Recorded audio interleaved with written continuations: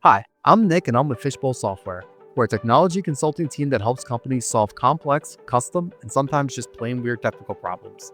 If your business logic doesn't fit a one-size-fits-all solution, that's where we come in. In this video, we're building an ASP.NET Core Web API that supports multiple database providers like SQL Server, MySQL, and Postgres. This is part one of a two-part series. Today, we're focusing on connecting your app to different database engines, assuming those databases already exist. In the next video, we'll cover how to build and apply migrations across those providers. We'll walk through a real example, a working blog API, where the full source code is available on GitHub. You'll find that link and more helpful details in the description below. Got questions about anything we show here? Drop us a comment. If we get something wrong, let us know, we'll get it fixed for you. And is there a technical challenge your team's facing that we didn't cover? Reach out, our email's in the description below. Whether you need a consultation, want a sanity check a decision, or just want to talk through a weird problem, go ahead and get in touch with us. And if we're not the right fit, we'll point you to someone who is. Okay, let's get started.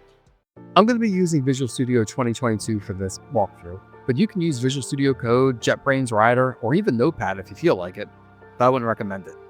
Start by creating an ASP.NET Core Web API project.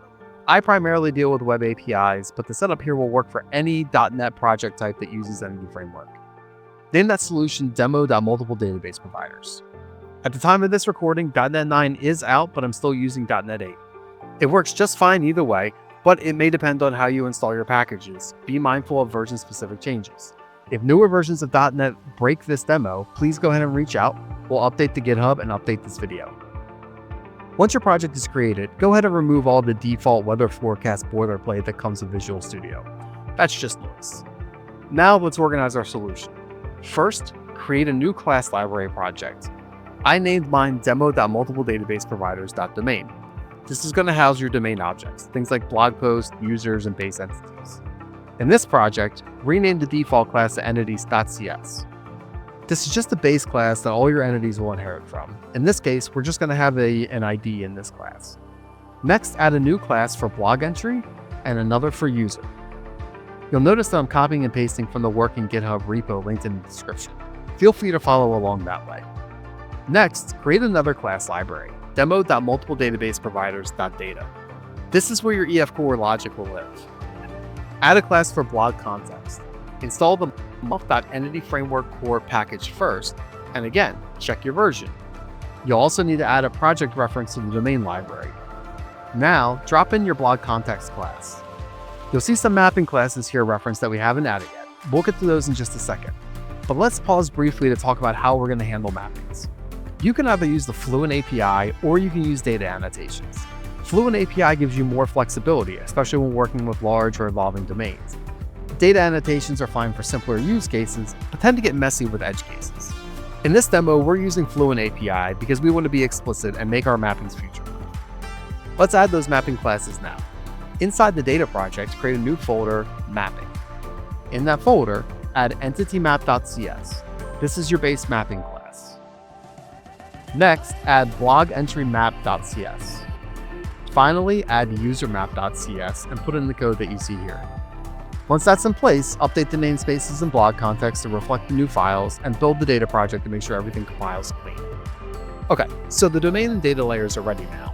Your application would technically work, except your web API has no information on how to use this. So let's wire everything up there. Open up your app settings, whether you're using development or production, whichever one you're using. You'll often see tutorials just kind of drop raw connection strings into here, but I like to take this a step further.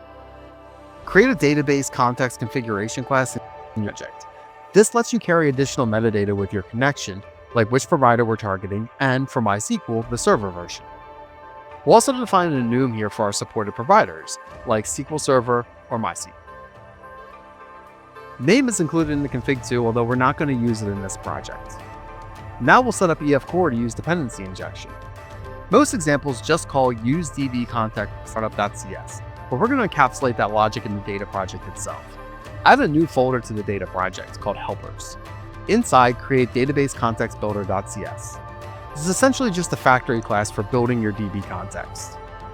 First, inject your database context configuration. Then add a build context method that creates your options, initially using use SQL Server. Return a fully constructed blog context instance. If you're seeing a compiler error here, it's probably because you haven't installed the Microsoft.entityframework.SQL Server package yet. Go ahead and add that now, again, being sensitive to your version. Back in API startup, use this database context builder to inject the context. Oh, and don't forget to add references to the domain and data projects like I did. At this point, the API is working, but only for SQL Server, so let's fix that. Back in Database Context Builder, update the build context method to handle MySQL too. If the provider is MySQL, use the use MySQL method. You'll need to install a package for this. I'm using pomelo.entityframeworkcore.mysql. It's more consistent with versioning and easier to configure. Oracle also provides a MySQL Entity Framework package if you prefer that. Syntax differences are minor. Now, if using config specifies MySQL, your app will use that provider automatically. If a provider is not supported, we'll throw a clear exception. Try changing the app settings to use MySQL. Just don't forget to include the version number. I left it out here the first time and hit an error. That's it. Now you've got a .NET app which can switch between SQL Server and MySQL dynamically based on the config. In the next video, we're going to show you how to handle the migrations from multiple providers. For now, check out the GitHub repo if you want to follow along with a full working demo. And if you need help applying this in your real-world setup, please get in touch. So now you can connect multiple database providers, and your code is structured in a way that scales, whether you're dealing with SQL Server, MySQL, or Postgres, or something entirely different. In the next video, we're going to take this even further by wiring up migrations for each provider. That way, you can build and apply schema changes without getting locked into a single database engine. If this video helped you, go ahead and like it and subscribe for more dev-focused breakdowns, and leave a comment on a topic you want us to cover, or a question we didn't answer. We're Fishbowl Software, and we help teams solve weird, messy technical problems that don't come with a plug-and-play answer.